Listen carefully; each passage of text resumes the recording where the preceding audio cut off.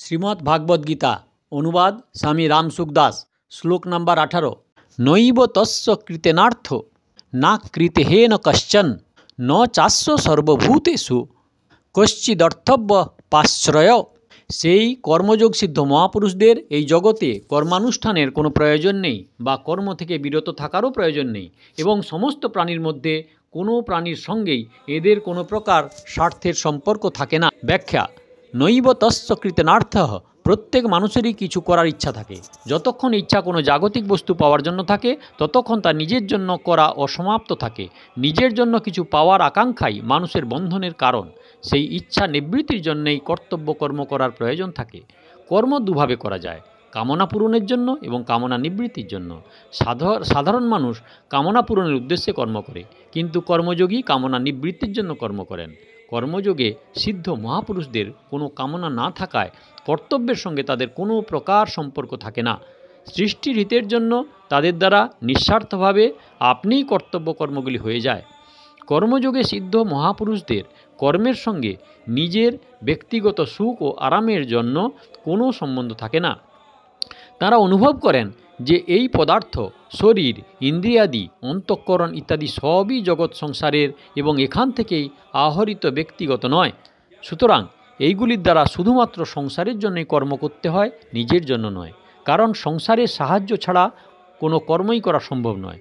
তাছাড়াও প্রাপ্ত কর্মসামগ্রীর সম্পর্কও সমষ্টি সংসারের কারেই থাকে, নিজের সঙ্গে নয়। তাই কোনো কিছুই নিজের নয়। ব্যষ্টির জন্য সমষ্টি হতেই পারে না।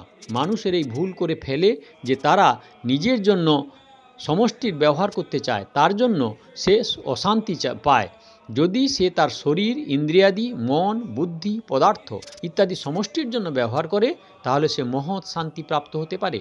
কর্মযোগে সিদ্ধ মহাপুরুষদের এক বিশেষত্ব এই যে তার নিজের বলতে যে শরীর, ইন্দ্রিয়, মন, বুদ্ধি, পদার্থ ইত্যাদির ব্যবহার সবই সংসারের জন্য হয়। সুতরাং তাদের শারীরিক ক্রিয়াতে নিজের কোনো প্রয়োজন থাকে না। প্রয়োজন না থাকলেও স্বাভাবিকভাবে তাদের দ্বারা জনগণের জন্য আদর্শস্বরূপ উত্তম কর্ম অনুষ্ঠিত হয়। যার কর্ম করার প্রয়োজন থাকে তার দ্বারা আদর্শ কর্ম হয় না, এই সিদ্ধান্ত। না কৃতেহেন কশ্চন, যে ব্যক্তি শরীর, ইন্দ্রিয়াদি, মন, বুদ্ধি ইত্যাদিতে নিজের সম্পর্ক আছে বলে মনে করে এবং আলস্য, প্রমাদ ইত্যাদিতে আসক্তি নিয়ে থাকে, সে কর্ম করতে চায় না। কারণ তার প্রয়োজন থাকে তামস সুখের, যার উৎপত্তি হয় প্রমাদ, আলস্য এবং আরাম থেকে। কিন্তু এইসব মহাপুরুষ যারা সাত্ত্বিক সুখেরও ঊর্ধ্বে অবস্থিত, তামস সুখে তাদের কিভাবে প্রবৃত্তি হবে?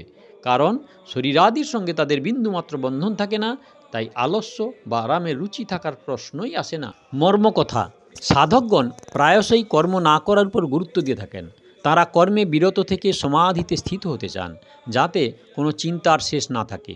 এত অতি উত্তম এবং লাভপ্রদ ব্যাপার, কিন্তু এটি সিদ্ধান্ত নয়। যদিও প্রবৃত্তির করার থেকে নিবৃত্ত না করা শ্রেষ্ঠ, তবু এটি কোনো তত্ত্ব নয়।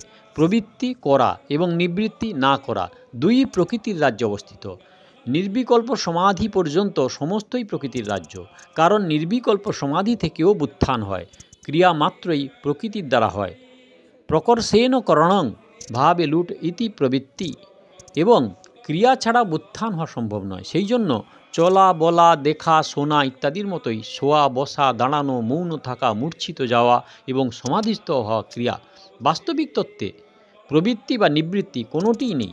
এটি প্রবৃত্তি ও নিবৃত্তির নির্লিপ্ত প্রকাশক মাত্র। শরীরের সঙ্গে একাত্ম হলেই করা এবং না করা এই দুইটি বিভাগ হয়ে থাকে। প্রকৃতপক্ষে করা বা না করা দুটি একই ব্যাপার। দেহের সঙ্গে সম্পর্ক রেখে না করা প্রকৃতপক্ষে করাই হয়। যেমন গচ্ছতি, যাচ্ছে, হলো ক্রিয়া, তেমনি তিষ্ঠতি, দাঁড়াও ও ক্রিয়া। যদিও স্থূল দৃষ্টিতে দেখলে গচ্ছতিতে ক্রিয়াটি দেখা যায়, তবুও সূক্ষ্মভাবে দেখলে বোঝা যায় যে শরীরে যাওয়া ক্রিয়াটি ছিল, তাতেই দাঁড়িয়ে থাকাটিও একটি ক্রিয়া। এইরূপ যে কোনো কাজ, তা করাই হোক বা না করা, দুটিই ক্রিয়া। অতএব যেসব ক্রিয়া স্থূলভাবে দেখা প্রকৃতিতেই থাকে, সেইভাবে স্থূল দৃষ্টিতে না দেখা ক্রিয়াও প্রকৃতিতে থাকে।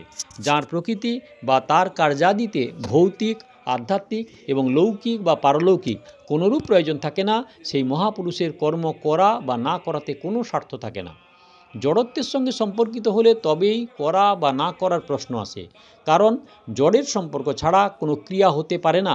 এই মহাপুরুষের জড়ত্বের সঙ্গে সম্পূর্ণ সম্পর্ক ছেদ হয়ে যায় এবং প্রবৃত্তি ও নিবৃত্তি এই দুটির অতীত সহজ নিবৃত্তি তত্ত্বে নিজ স্বাভাবিক স্থিতি অনুভূত হয়। সুতরাং সাধকের জড়ত্ব, শরীরের অহংভাব এবং মমত্ব থেকে সম্পর্ক ছেদ করার প্রয়োজন থাকে। তত্ত্ব সর্বদাই একরূপে বিরাজমান। ন চাস্য সর্বভূতেষু কশ্চিদর্থব্য পাশ্রয়। শরীর অথবা সংসারের সঙ্গে কোনোরূপ স্বার্থ সম্বন্ধ না থাকায় ওই সমস্ত মহাপুরুষের সকল কার্যাদি স্বতই অপরের হিতার্থ হয়ে থাকে। শরীরের সকল অঙ্গ যেমন স্বতঃ শরীরের হিতকাতে ব্যাপৃত থাকে, তেমনি ওই মহাপুরুষদের নিজের বলে যে শরীর, যেটি জগতের একটি ছোট্ট অঙ্গ, তা স্বতই জগতের হিতে নিয়োজিত হয়ে থাকে। তার সমস্ত ভাব এবং কর্ম প্রচেষ্টা জগতের হিতার্থে হয়ে থাকে। নিজ হাতে নিজ মুখ প্রক্ষালনে যেমন কোনো স্বার্থ, প্রত্যুপকার বা অভিমানের ভাব জাগে না, তেমনি তার শরীর দ্বারা জগতের হিত সাধন হলেও মহাপুরুষের মধ্যে কিছুমাত্র স্বার্থ, প্রত্যুপকার বা অভিমানের ভাব আসে না। বিশেষ কথা, গীতায় ভগবানের এমনই বলার রীতি যে তিনি বিভিন্ন সাধন দ্বারা পরমাত্মাভিলাষী সাধকদের বিভিন্ন লক্ষণ অনুযায়ী পরমাত্মা প্রাপ্তকারী সিদ্ধ মহাপুরুষদের লক্ষণগুলি বর্ণনা করেছেন। এখানে সপ্তদশ অষ্টাদশ শ্লোক দুইটিতেও এইরূপ রীতি প্রযুক্ত হয়েছে। যে সাধন যে স্থান থেকে শুরু হয় তার সমাপ্তিও সেই স্থানে হয়। যদিও গীতায় কর্মযোগের প্রকরণ আরম্ভ হয়েছে 2য় অধ্যায়ের 39তম শ্লোক থেকে, তবুও কর্মযোগের মূল সাধনের বিচার বিবেচনা 2য় অধ্যায়ের 47তম শ্লোকে করা হয়েছে। ওই শ্লোকে 4টি পংক্তিতে বলা হয়েছে, কর্মণ্যেবাধিকারস্তে, কর্মেই তোমার অধিকার। মা ফলেষু কদাচন, কর্মফলে তোমার কখনো অধিকার নেই। মা কর্মফলের হেতুর্ভূ, তুমি কর্মফলের হেতু হইও না। মা তে সঙ্গহস্ত কর্মণি, কর্মত্যাগেও যেন তোমার প্রবৃত্তি না হয়। যে স্থিতিতে অবস্থান করলে কোনো কর্তব্য অসমাপ্ত থাকে না, অতি সাধারণ ব্যক্তিও যে কোনো অবস্থাতে তৎপরতা এবং আগ্রহ সহকারে নিষ্কামভাবে কর্তব্য কর্ম করলে তা প্রাপ্ত হতে পারে, কারণ সেই স্থিতি প্রাপ্তি করাতে সকলেই অধিকারী এবং স্বাধীন। প্রত্যেক পরিস্থিতির সঙ্গেই কর্তব্যের সম্পর্ক আছে, তাই প্রত্যেক পরিস্থিতিতে কর্তব্য নিহিত থাকে। মানুষ সুখের লালসাতে কর্তব্য বিস্মরণ হয়। যদি সে নিঃস্বার্থভাবে অপরের সেবা করে নিজ সুখ লালসা দূর করে, তাহলে সে জীবনের সমস্ত দুঃখ থেকে মুক্তি পায় এবং পরম শান্তি লাভ করতে সক্ষম হয়। এই পরম শান্তি লাভ করায় সকলের সমান অধিকার।